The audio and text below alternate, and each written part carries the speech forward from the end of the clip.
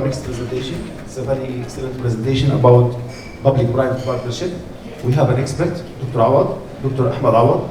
Dr. Ahmad has more than 32 years of experience in strategic and project management, economic evaluation, analysis, investment, and dispute resolution.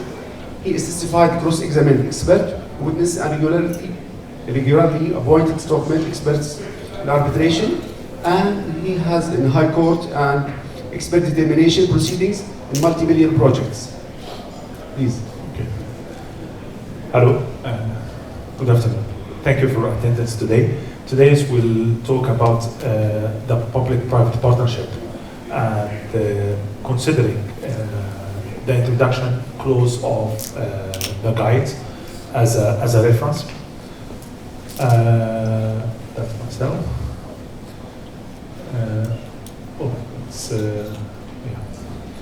It's my background, as my colleague explained. It's for the last 32 years. I was focused on starting as a project management, and then moved to as a delay and quantum expert, certified and cross-examined in arbitration, adjudication, and expert determination as well. And in addition to that, regarding the PPP, which is our subject today as well, I was engaged in multi-billion US dollar investment or PPP projects investment across the world. Actually, it's from Taiwan to Canada. Okay. So today we will start with what is the guide and CB3B. Actually, for today's presentation, I use as a background the guide, and I just only the first couple slides I'll give you brief about the guides and as well how to be certified as a PPP expert, and then we go through the projects or PPP as an introduction. So there are a knowledge book which is developed by World Bank, and this was the book of knowledge. Sorry, and for CB there are three things. CB3 certificate is the HABA procedures, which is the next slides I will present it as well. And today is the APMG is a product. Originally, it's by World Bank, and APMG develops the certificate procedures for it. So if you're looking for this one, it's presenting how to become CB3B. It's actually, the knowledge is based on 8 chapters. First chapters is introduction, about an overview about the PPP, which is within these chapters, is covering almost all the chapters, by the way. So, which is give you the, I think, yeah. It's not, oh, no. Sorry. It's not, anyway. So the foundation exam, which is based on the first chapters, and you need to pass 50%. It's about 40 minutes exam. Multiple choice. So this is the first level. And then after the first level, you can choose whatever here, but you can go for preparation exam or execution exam. Preparation exam is, or the books which is from chapter 2 to chapter 5, is focusing on how to select and how to prepare the tender documents and how to make the procurement of a PPP project.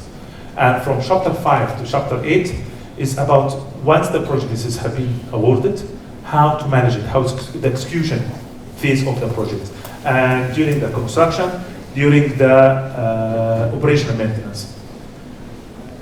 Okay. So this was a brief about for you, and definitely after this session I will share all the materials, whatever you needed as well for this one. It's available online, but I will share it with you if you need it. And it's very straightforward. But it's the only problems maybe you face in when you're doing this preparation exam. Unfortunately, it's like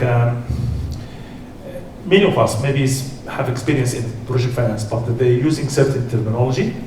So you need to be by the book. You need to understand this terminology, because the main concept of as well the knowledge books is about to build the standard system or the knowledge among all the participants in the PPP projects. So actually, for the PPP, is no universal definition of the PPP. No universal. It's different from one to another. But within this guide, you find is certain definition, which is a long-term contract. This first section, long-term. It's a contract, okay? And between public party and private party. So it's the PPP is a long-term. If it's not long-term, it's not PPP, and it's a contract. It's a document. It's a legal document or contractual document, and between public party and private party, and as well is for developing and manage of public assets. So a public asset should be part of this contract or asset or services. So public usage of public assets should be part of this contract, and in which the private agents bear the significant risk. So when you're doing a PPP as a government, if you are a government body, you are transfer big portion of the risk to the private sector. So here should be risk transfer, part of the risk transfer to the private sector. And so the private sector bear significant risk and management responsibility. So once he take the risk, he has a responsibility to manage through the life of the contract. And as a result of this one, should be some sort of remunerations to the private sectors. So the private sectors, once they start to managing and take a risk under this contract, there are certain remuneration, but this remuneration is based on the performance. And this is something very, very important here. And or demand or use of the asset or the services. Okay? So the private sector, they receive the money back on his investment and his risk taken here. He has on board with him. There are some sort of remuneration is going on. I'm sorry. This.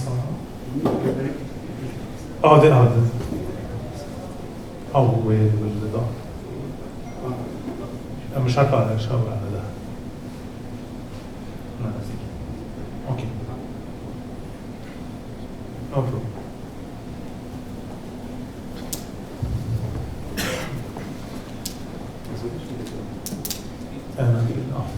So it's so as a result of the private sector take part of risk, and when I say investment, something I need to highlight here. In operation maintenance, some operation maintenance contract, it's a long-term contract, so no upfront investment by the private sector could be in some type of contract. No? Oh, they don't. Okay, so it's no upfront investment for the private sectors, but it's actually during the operation he's absorbed part of the of financial risk.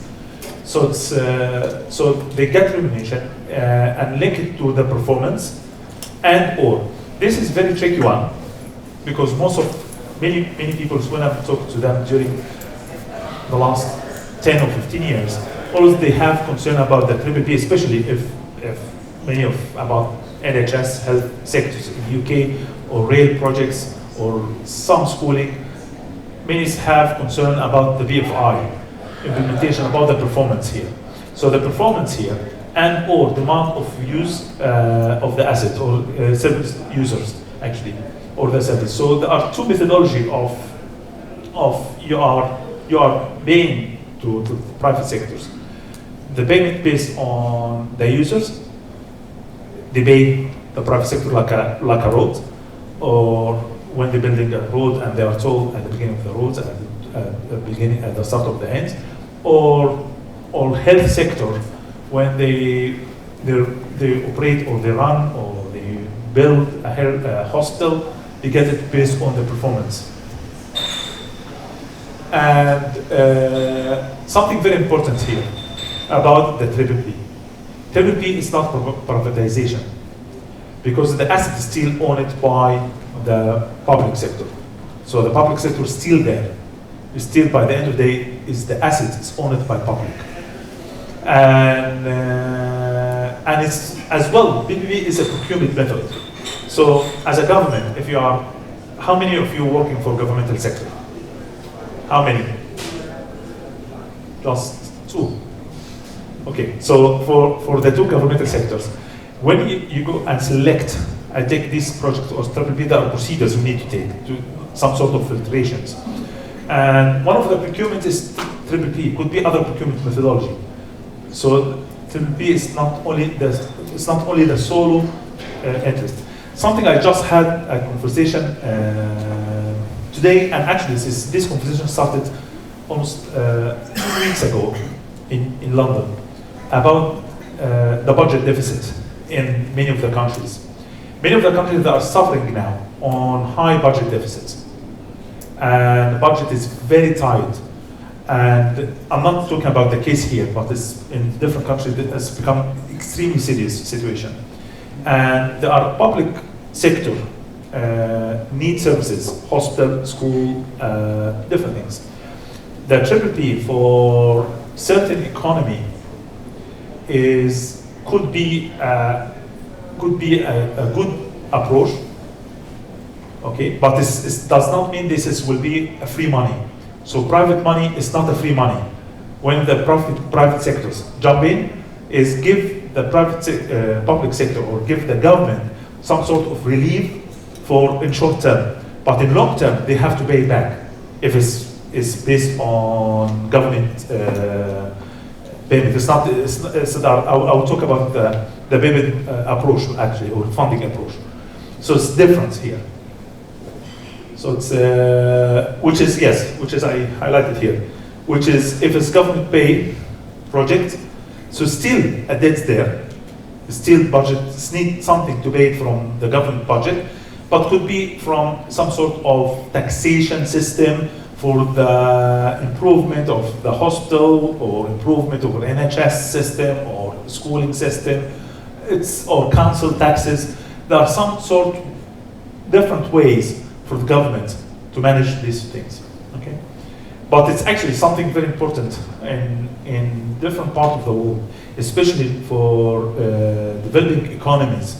When they consider that PPP it's as a source of finance and that's all, it's like we have private sector, take the projects, build it for us, yes, very good. It's not free money. That's always, I have a discussion with one of the developing economies, governments, and that's what I make it very clear. You need to be very careful. This is not free money. It's not like this. It's as well, there are a lot on exchange rate. There are a lot of balance of trade. There are a lot of many things. You need to think about the project holistically, in a holistic term. And maybe this is, at the end I will show you as well part of my studies in project finance of mega projects and interaction with macroeconomic indicators and policy. And that's what was my PhD actually, almost like 15 years ago. And I always have been working on these sectors. So it's when you're financing a mega project it's not like any project. Mega project is interacting seriously with macroeconomic indicators and policy, and it has always 6%, at least 40 to 60% of the project is foreign input. So it has significant impact on the balance of trade and have impact on, and as well on foreign currency as well, foreign reserve. So it's here in this essential features of the PPP, and here other common features with the PPP. So within the PPP, it should be, as I said, long term, which is covered in the previous slides, is the construction and long-term management. There is a significant risk transferred and significant private finance at risk. Private finance could be not at the beginning, could be during the operations if it's just only O&M projects. And the private partner remuneration is linked to and at risk of performance and or demand of benchmarks, which is very, very interesting, this one. It's, and I would say when we come to the related slides, I'll present why it's interesting things. The common features of most of SPV, most of the PPP is SPV. You find most of the companies or investors set up an SPV, special business vehicle, which is limiting their liability within this SPV. So if anything's go wrong, it's not go to the investor themselves. Just only as an SPV, limited company could be dissolved or something like that. And financing raised by the private party, not by the government. So this is relief for the government as well. And revenue are earned by the private party only, not by both of them. And this something is very important here, which is very interesting as well. The private party, they can get the return of investment when the construction finished. Most of the public sector, they suffer a lot of, they have a public project and always they have a delay and budget increase and claims coming from the contractors. And this was day-to-day operation I have. So it's the good things here within the PPP procurement is the private sector, they take the liability. If he make a delay, it's become seriously another big problem because his return of investment will be delayed. This is something is important as well. And it consists with performance focus and remuneration as well. I'll try, because of time, I need to be careful. Some slides I'll run it a little bit quicker. Okay. What is and what is not a PPP project? This slide will help you as well. So as you can see here, it's whatever's gray is not, whatever here is whatever blue is private sectors, and a difference between them is between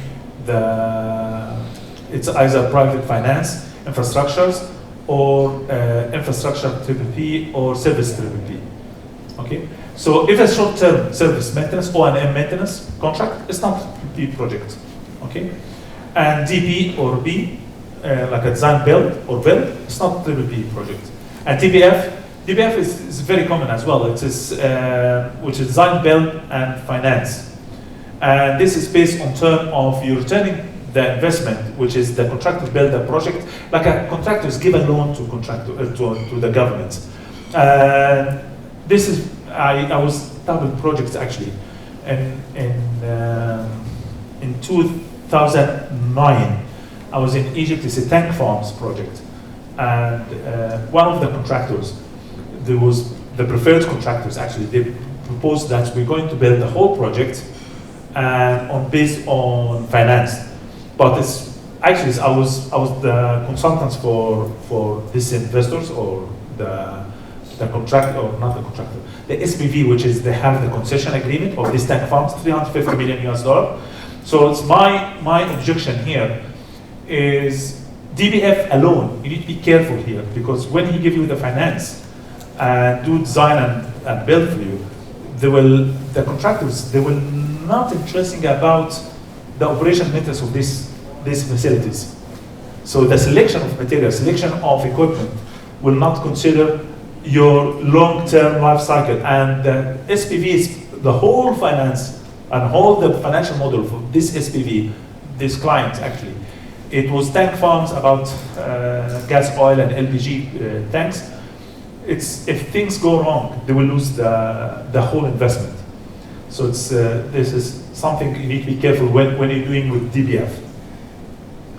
At risk long-term management or services, or TBOM, which is design, build, operate, and maintains, and long-term management asset authorization, and government pay, DBFOM, which is the very common one, which is like a BOOT and other modules, or user pay. It's either government pay or user pay. And then when you move more here, you find that the whole privatization, which is the whole assets have been moved to private sector. This is not PPP anymore. Or sometimes public domain or company, it's a government set up a company called XYZ, and this is like a established company, joint stock company or limited liability company, and they own the asset as well as not PPP. It's own the asset completely and no partnership here. No partnership with the public. Okay. So it's some slippage here, I'm sorry. So if you're looking for here is the authority, it's not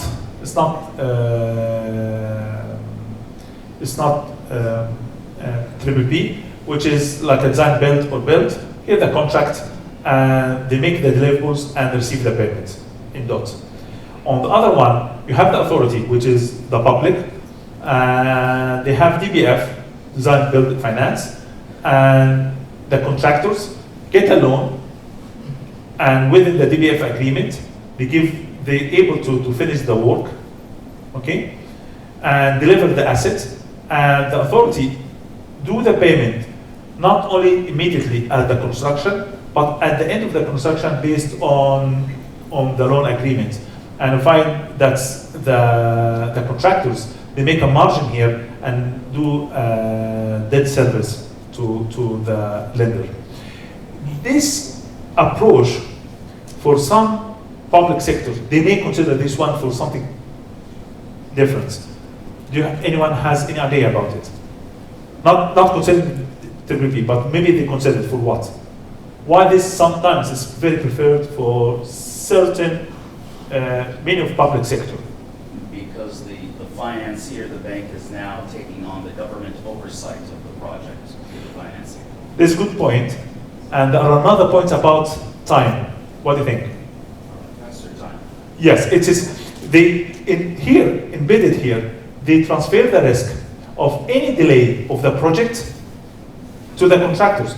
So the contractors, yes, the contractors would have like a hammer that he need to hand over the project ASAP to the employer to pay the debt service. Otherwise, we'll be in the middle and we lose.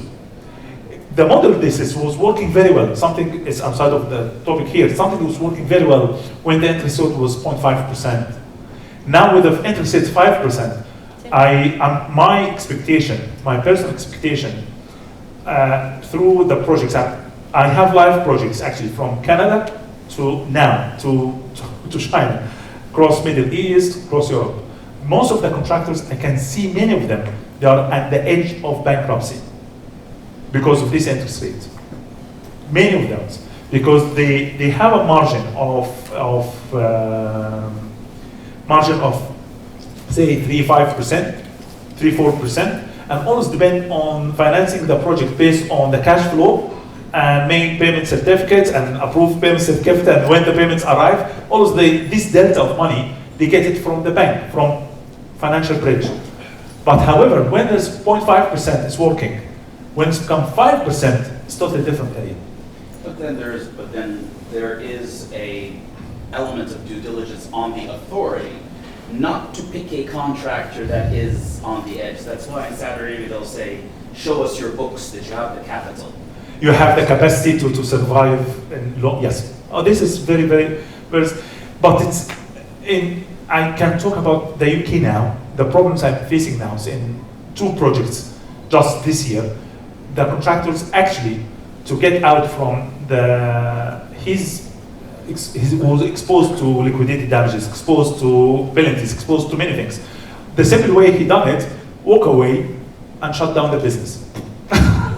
So he left the client or the employer with a really, really big problem. So I'm talking about 300 million contract. So it's just only this January, February, we are in the middle of all this discussion. So it's very tricky one, and it's very exposed with the interest rate here. But it's usually when they make the agreement, they make fixed agreement. It depends on the bank can survive or not. So it's okay. This slide is presenting what is the PPP. So it's we have DPOM, which is very simple one. So authority give it to contractors, design and build and operate and maintenance, make delivery and payment based on during the operation maintenance period. That's all. And here it's more complicated one. This is small project, but this is more DPFOM.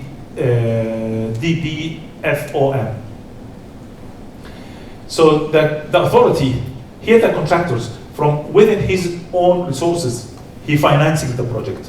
He didn't get a loan, he didn't get anything. Okay? But within this one, there are different things. So the contractors or the SPV sign agreement, PPP agreement with the authority, and get equity from investors, raise equity, and this equity, and in front of this equity, they get finance from lender, okay, and but actually the first thing is he should make the equity first, and we have the SPV, and then they sign the PPP agreement, and then they have a principal agreement with the financiers, something like this, and then once they sign the agreement here, they make the downstream contract with the contractors and operation maintenance, and once they finish the project, they can get the return or the funding coming from the user. So we have finance and funding. Is finance to just only to make the project, and the funding is about to getting the money from the project here. And here is if the government based on the performance. It's okay. Also, I cannot read it. There are, I'm not sure how we can do it, but it's here is it's if you can see it, at risk long-term management or service contract, or state-owned enterprise, could be state-owned enterprise, could be big a PPP project, or development infrastructure or plant, 100% owned by public sector, by private sectors. It's like a PPA. Anyone heard about PPA? Power purchase agreement. Okay, so I build like a solar farm and generate power. It's still you have the land. You build the solar farm, but it's within regulation or regulatory within the government is fee to tariff. You sell that electricity as a private sector, so this is considered as a part of the PPP contract. Okay.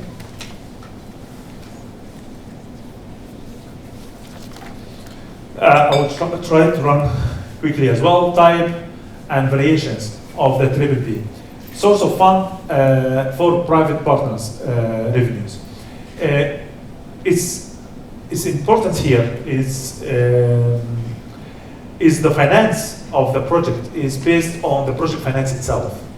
So it's if any one of you, if you are a contractor and you have a project, what the kind of liability or what kind of assets you need to present some sort. If you're building a hotel, I have to give some guarantee to the bank from me as an investor to build this hotel, to give me the loan. Okay, and they have certain collateral requirements. But in the PPP, it's a different story. In the project finance, it's different, totally different story. It's based on the forecast. which is good for the government, actually, when they want to build new infrastructures and they don't want to allocate a lot of money on the budget deficit, they can outsource it or they can procure it through the PPP. So in this case, the private sector, they can, based on the due diligence they have and presentation they are, or the, not presentation, about the in-depth calculations, they can get finance on the revenue of the projects. And the banks here, or the lenders here, they look for the agreement, they manage what is the risk you have as a contractors if you build a road, about the capacity of the users, about many things. They examine it here before to give you the finance for a long-term 15-year or 20 years contract. In tank farms projects and other projects, actually we was very successful to, when we go for concession, this is part of the, as well, I give an example of this project. It's a tank farms, and another project was dry port, and another project was as well customer service, e-customs, managing all the airports and ports electronically and everything. So these three projects, the private sector get the finance based on, number one, it's on the long term. We present the agreement, we sign the agreement. Based on the principle first, we have a principal agreement with the lender, and then negotiate with the government and get the loan, get the finance for the project. And the finance was 30-70, and sometimes 20-80 in very developed economy. So it's depend on, we need to present the first things at that time. At this time, we need to present how many users or the cash flow, how it's running. And in dry port, we have a guarantee from the government if the requirement or the cash flow or the projected cash flow, they have like a delta, which is co-financing from the government to jump in to cover this delta. Any delta between the revenue and or based on forecast revenue and government give you guarantee for this one. Something is, I'll jump to something else actually for PPE agreements. In PPE agreements, when I make a concession, or not PPE agreement actually, in power station, when I build a power station, thermal power station, under the concession agreement, and as a contractor, I build the whole power station under PPP agreement, the government, they give us a guarantee that they take the power of certain level. They cannot, with this agreement you have, so the banks, only the exercise they're doing here, they need to examine is the government will be committed to that or not. In some governments, some cases, the investment in US dollar, but could be the revenue part should be, within the concession agreement should be part in US dollar or the currency as well, guarantee against currency, some sort of multilateral guarantee coming from World Bank or IMF or whatever it is give like a guarantor for this delta as well as a loan to the government, local government. So many things within the project finance happen to the project. So all of this is not within the asset of the, or whatever the guarantee come from the, what we can call it, from the investor or the equity from the private sector. Okay. The ownership of the PPP is SPV. Scope of the contract and objective of the contract is, and as well, there are three, I will try here, yeah, there are three main things actually. It's either greenfield projects or brownfield projects or yellowfield or secondary stage. Greenfield is you building a power station. It's not exist. This is completely greenfield. Okay. Brownfield was a project was procured as a PPP or something else before, but it's not operating. It's not there. It's not exist anymore. But there's something there on the side or mid to the side. So you do a brownfield here. Yellowfield which is very close to brownfield, which is the projects on operations, but it needs some sort of rehabilitations and upgrading and other things, which is like a second stage of the project. Okay. Other name used for the PPP concept, you can see here it is either TBFOM or DBFM or whatever, POT or POT or rehabilitation on transfer. PFI, which is very common in UK, which is private financial initiatives, which is especially for school, for healthcare. During 1990s, a lot of projects out in the procurements have been procured under PFI. And PFI here is the government pay, actually, based on the performance. Concession. Concession is different from those. Concession, it's, when you sign a concession agreement, I sign with the government, as a private sector, I sign with the government and pay something in advance to have this concession, to have the right to build this tank farm and sell the gas oil or LPG to the public. So upfront, there's some sort of money have been paid. Could be from 0 to hundreds of millions or billions, whatever is the concession, but this concession is something we need to pay in the beginning. Lease of public work. So you can, which is under a grant of public land. So this is one of the options. Joint venture or institutional PPP, which is when the government itself set up a new company and could be on open stock market or like a separate private sector company. But it's still owned, big portion of this company is owned by the government itself. It's other operation, and this is really it's when you're upgrading or building a new project. When just operating, just only for operation only, a concession for operation, as well either concession of services or lease franchise, O&M, service contract in civil code jurisdiction, because some of jurisdiction they consider service. They name it as a service contract and management contract, and should be long-term period, and there is a risk as well performance orientation within this contract.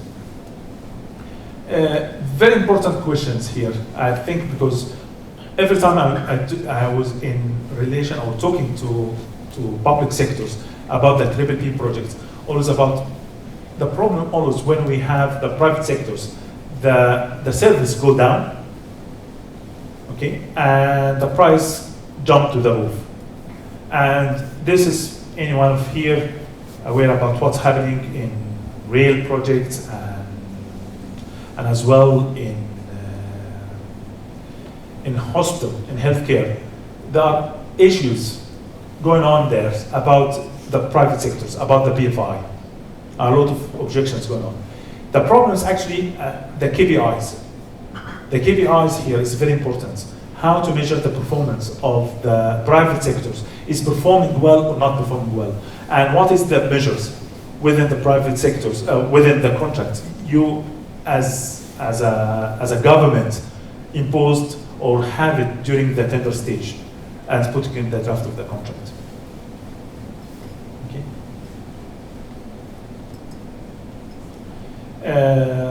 I'll try to run quickly because I'm a little bit concerned about the time. Okay, so what is the motivation for government to consider public sector, consider PPP? One of them is financial mechanism for the government.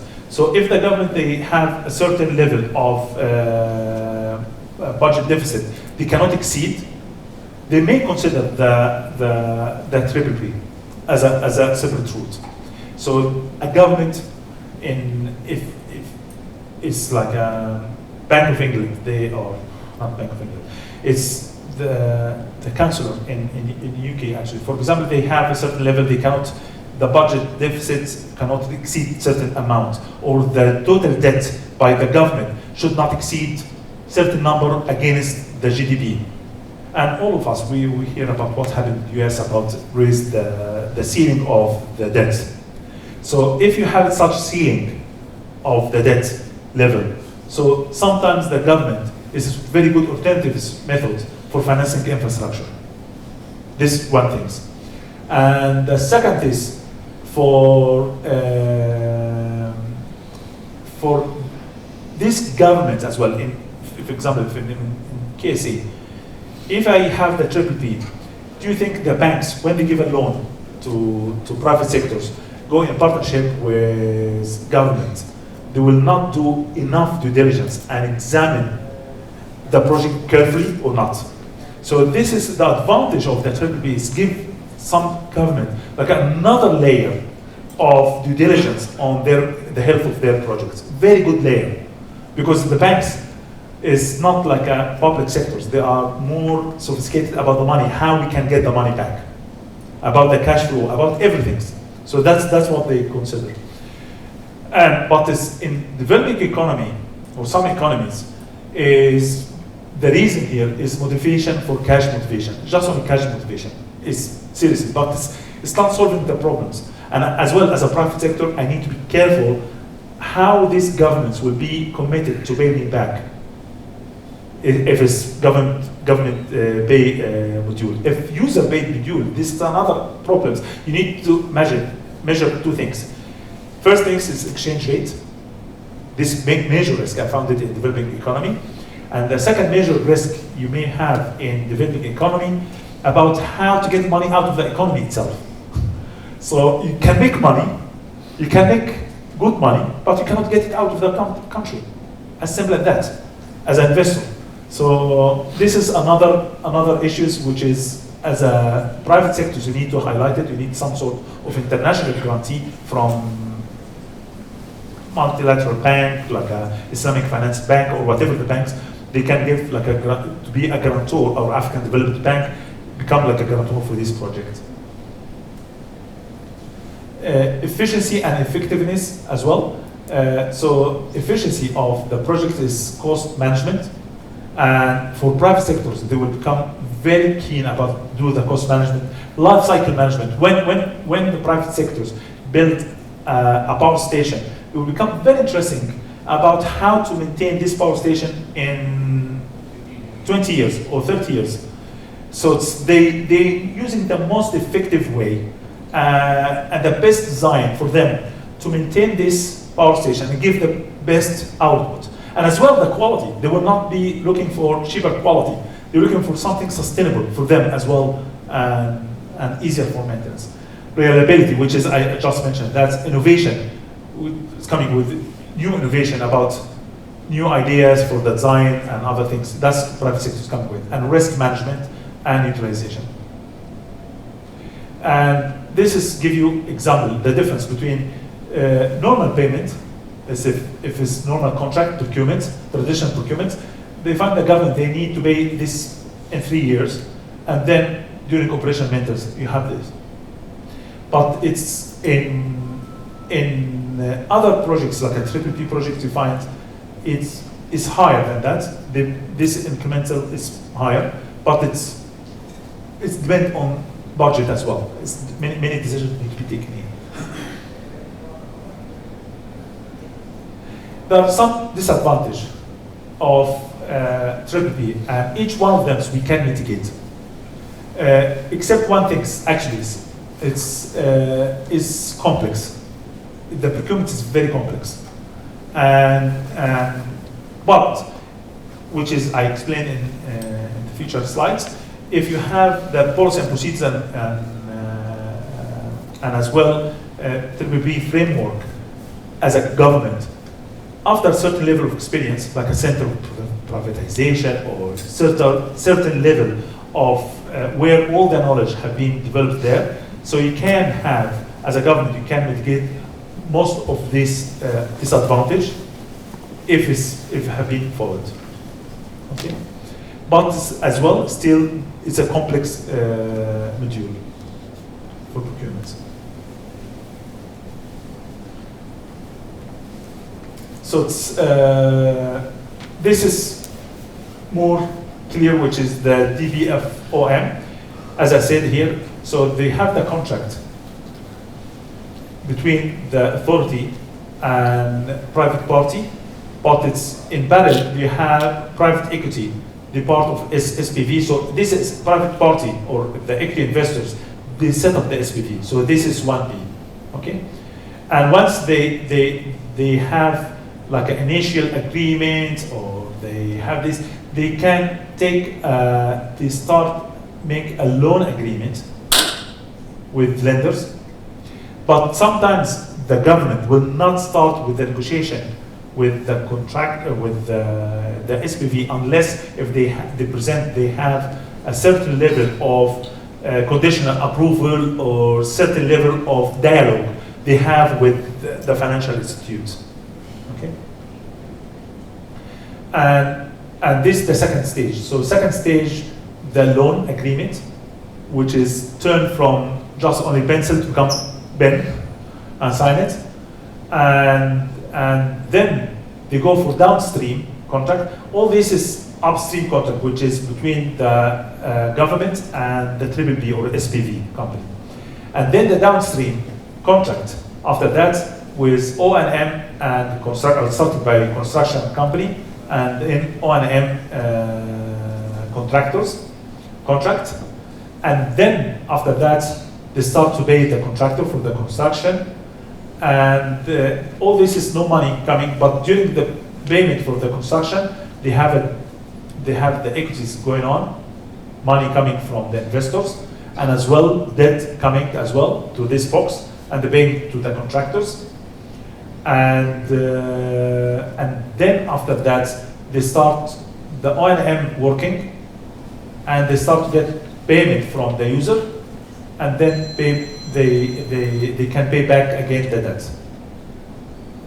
Here, government may give co-finance if as explained earlier, if the project, the government is interested to push the project forward, so they can make some sort of balance by co-finance.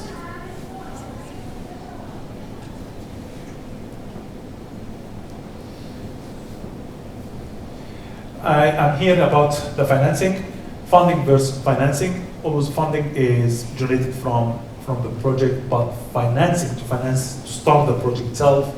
Private finance and project finance, this is I already explained in the beginning of this today as well. And co-finances, which is already I covered earlier.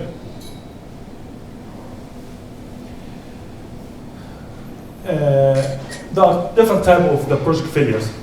The project could fail because the contractors maybe be bankruptcy. As I mentioned about just only this year, 300 million, but it's not PPP, it's normal traditional contract. They use that's okay, we walk away. You're harming us by, not only by LD, but there are penalties about the operations. We cannot survive, you're not paying us, we walk away. That's all, and we liquidate the business, and they push it's a lab for major university in UK, a 300 million contract for laser lab, which is used for a lot of research, and it's like a national pride, and it was come to the media as well, and our national pride, it's national interest because it's a very important project for them, and the contractor say, if you don't pay us, we will walk away. That's as simple as that. We leave the business. So this is one of us. We can say this is like a complete failure of the contract failure. And another failure, which is relative project failure, which is when the project is not bring the interest which is looking for, which is value for money. So the government give the project for a PPP, for SPV, but it's not generate the value for money. That's what they are expecting. So this project relative failure for the PPP project. And unfortunately, most of the people, when I'm talking to them about the PPP, always they have issues, the mix between privatization, when things go wrong. and with the PPP and the execution of the PPP as well. So the KPIs here is very important. How to make all the flexibility to measure the performance and get value for money. So, and that's what I think is, unfortunately, I have to run quickly. This is very important slide, which is, you see this one, the preparation stage. In PPP projects, you cannot run as go, we need the projects out, we need to procure the project immediately. It's not like this. Is this slide, you find it in the guideline as well. This one is, you need to find the project, and preparation has 2 stages, identifying and appraisal. Appraising the projects and preparing for project contract. So in here, we identify the projects. We have many projects, we need to identify them. Which one is,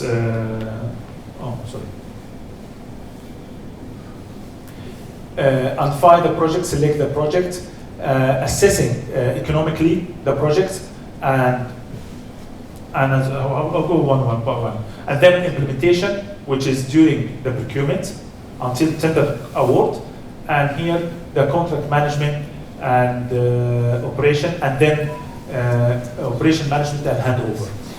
If you're looking for this, if you try to get the certificates, actually the certificates for the first level is covering all of them, which is in high level, and the preparation certificate, or the preparation exam is covering this area about the structure and drafting the tender contract and tender award, and another one which is the execution, which is covering the contract management, which is including claim management and everything.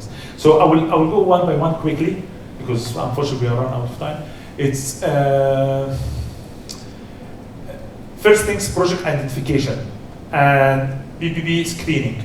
So you have different PPP projects have been to screen between them. So identify and select project solution out of number of projects. So you select them, scoping the project, and assessing the project economics, and especially socioeconomics. And this is, I have to put different line under this one. Socioeconomics is very important here, especially if you're working for government. You need to be very careful about the socioeconomics of this project, and screen the project as a potential PPP, and prepare project governance. That's what you need. And still in phase 2, in second stage of the preparation, in this preparation, in the second stage, once you have a group of projects and you have a file, project A, B, C, D, E, F, 10 projects, whatever it is, you do refine project scope and redesign and test technically. So start more in-depth analysis and refine socioeconomic visibility, CPA, and as well assess project commercial visibility, and develop other financial assessment, value for money. This is very important as well. And public sector comparative, which is what if. So if we didn't buy or procure this project through PPP, if we make the procurement through normal routes, like a procurement owned project, public owned project, and traditional routes, it's okay. So this is like a baseline to compare if done procurement in this way or under PPP. And due diligence, assess risk and conduct due diligence, and as well define the procurement strategy. Okay. Then, that's once you have got the preparation, move to the tender stage, which is structure and drafting the project contract, and which is there, you define here all the analysis need to be there within this contract. And I'm trying to run quickly. And always is within this slide define what I have as final financial plan, RFQ, RFP, and contract drafts it there. And then go for tender stage, launch the tender, qualify bidders, issue clarification, dialogue. Dialogue is very important, even for traditional procurement. I was in London Olympic Authority, something done very, very clever during the procurement of LOA is build tender dialogue, ITT dialogue, invitation to tender dialogue. So they have the pre-qualification, first level, and then they say, okay, 3 contractors, they can go to the next level of ITT dialogue. And the government here, or London Olympic Authority, they invest money in during this ITT dialogue and pay to each contractors during this 15 session of dialogue. I was working for one of the contractors, but this is almost 15 years ago, Hochtief. So during these projects, it have been designed by Zaha Hadid. It's fancy projects, it's very beautiful design. But the problems, constructability of these projects is very difficult. And there are big risks for delays and big risk of cost escalation. So during the dialogue number 6 or 7, we present that to them. So they stop the dialogue with the 3 contractors, and they go back again, ask the design to redefine the design again, adjust the design, consider the feedback coming from the contractors, and then come back again and go through the dialogue.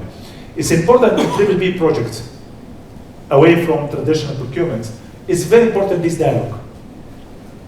Okay, it's a long-term relationship, 20 years, 15 years. So you should have some sort of dialogue during the procurement. And evaluation, proposal, and negotiation, and financial close. Last 2 slides, it's actually is, oh sorry. And then the construction. One of the things you need to establish governance and contract management team. So this is, even if you are procured through PPP, you need to still as a government, a public sector, you still need to as well establish governance and contract management, have a contract management, execution of the contract administration, and managing the site handover, permit and design. Keep yourself involved there as a government. It's part of there, and because of one thing actually is there are, even if you make a procurement through the PPP, the SPV still within the contract, based on the contract, because this day and night part of my work I do is we can claim something. There's something discrepancies between what have been said and what they have in the real life.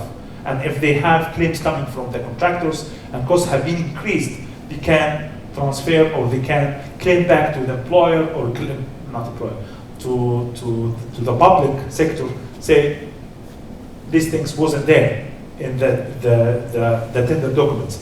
So you still, even you are procurement through PPP, you need to have the capacity to manage the contract. In simple terms, you need to manage the contract. You have some sort of BMO here within the government to manage the PPP contract. And last things, monitoring the performance. This is very important as well, is during the operation maintenance and managing changes and preparation and handbag finalization. And the last example for last things actually, it's for handbag. I just have a power station. It's 20 years contract in Africa actually, and the contract originally was signed by an American firm as make the concession, and they built the power station and run it. And after 5 years, 8 years, they sell the business or they sell the SPV to another company, which is a Chinese company, but they Malaysian company, but they have SPV in Cayman Island, but the company is not Malaysian. It's not the mother company is in China. Okay, so it's this cycle. And then they sign a revised agreement, or they definitely need to update the concession agreement. They update the concession agreement, and there was experiences between the both parties here, between the routes of the settlement is either local ICC Chamber of Commerce or in Paris, and this will be different as well. Okay, and there are difference in some term of dispute resolution. So my rules here in this project in handover, we done very quick win to get the claim from them is the American firms, when they make a design for the project and promise that we're building this one, they building this power station, we using this compressor from General Electric, we're using this, we're using that. They have a list and a very good design. And it was very unfair contract, by the way, because this government at the time, 20 or 30 years ago, they don't have the knowledge about how to make a contract with the PPP. They think, oh, we have a free money to generate power for us. Sign the contract. That's all. But in the contract, I cannot find any way to make claim against during the handovers. But the only claims we found it, that's what had been promised in the beginning. Okay, what had been promised. And then we have at the end what we have. So what we have, that's the only, we hired an inspection company, German inspection company, just to examine every single pipe, every single wire, everything in this power station against the design, original design. And in most of the, I'm sorry, that's not me. Okay. So most of the design company, this inspection company, they make this comparison, okay? And any concession, you should have 1 year, from 1 to 3 years before the handover, you should make, as a private sector, I should make a maintenance, full maintenance, shut down and full maintenance. This full maintenance should be according to bring the station or the power station or whatever the road, you will bring it back to original stage, exactly the same. You try to upgrade everything. The argument between the SPV, that we still give them the same power. The argument we build it here is something else.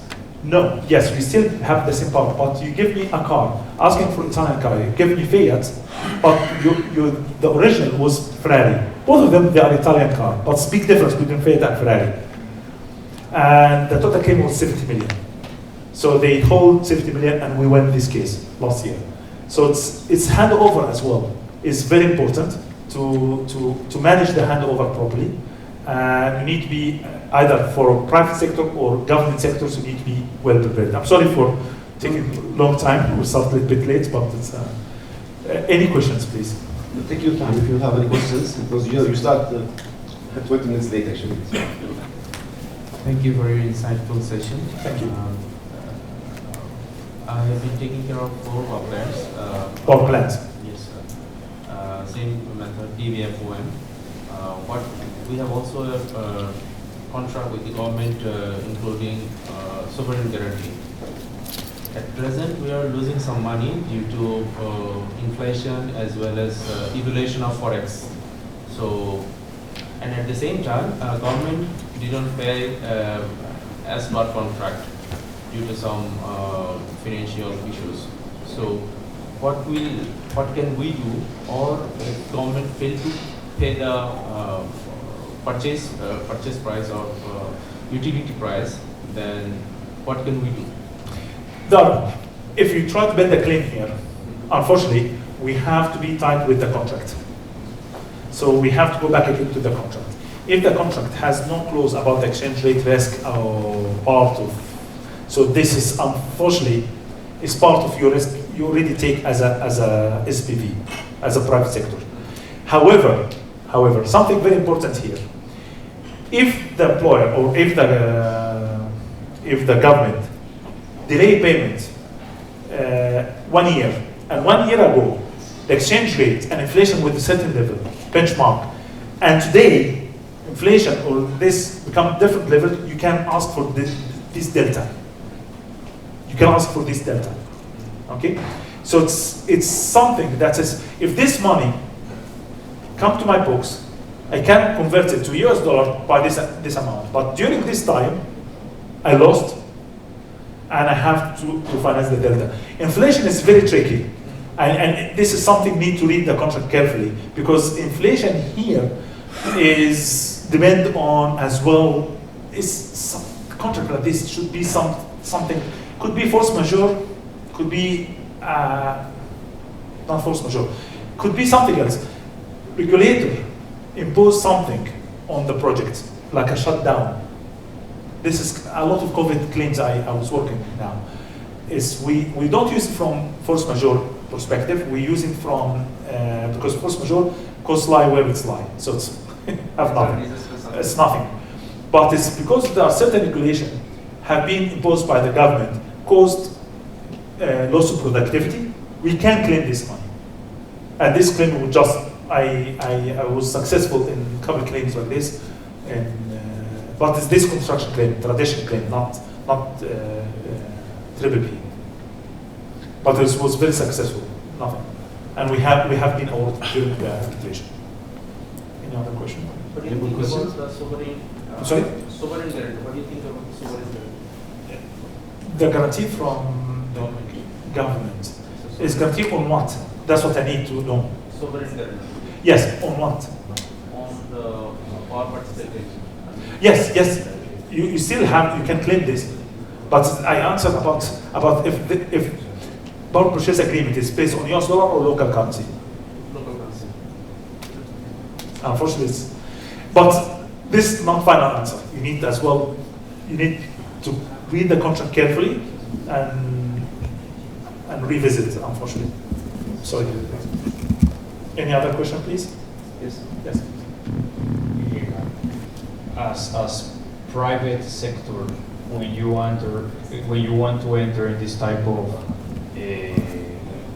businesses, how you evaluate the competency of the government, right? Because you have a risk, especially it's a high risk when you work with the government, right? So what kind of things you consider to say, okay, risk is acceptable depending on what kind of things with the government? Fortunately, there are two things actually. It's the history. If the government itself, they have history of doing this project, so you can define what you could face in the future. This one things, so you can assess type of risk you may face, and definitely is something very very clear. If the government they don't have policy and procedures, and they don't have PPP framework, like which is the legal system. If things go wrong, how you can make a dispute and how you can settle your dispute. So it's one of the part of the risk management, which is very important. Which is I just mentioned about this power station when they changed the agreement. Actually, I can speak loudly about with the company. It's Cairo disputers, Cairo Center for ICC Cairo. And the new purchases or new SPV signed the dispute resolution in Paris, referring to certain clauses in the law. Okay, so you need to manage the contract. That is, you can get some sort of guarantee as a private sector. If you are working in foreign country, you can bring foreign or international dispute resolution. And you know what is the enforcement as well, because many cases I was engaged as well. We win the ICC or win the arbitration decision. Nothing. As far as you don't have some sort of enforcement, this is something you have to have. The problem is that if the risk is high, my advice for private sector, walk away. Is you need to have clear how this risk to manage. And this is for public sector to give some sort of guarantee or to give some sort of grant, to be a guarantor for in a certain level for to give certainty on what they want to accomplish. Yes. So it's not like a flow from top to bottom. The project's bid for it. It's not like this. Actually, it's a process. Okay. Thank you. Any other question, please? Thanks.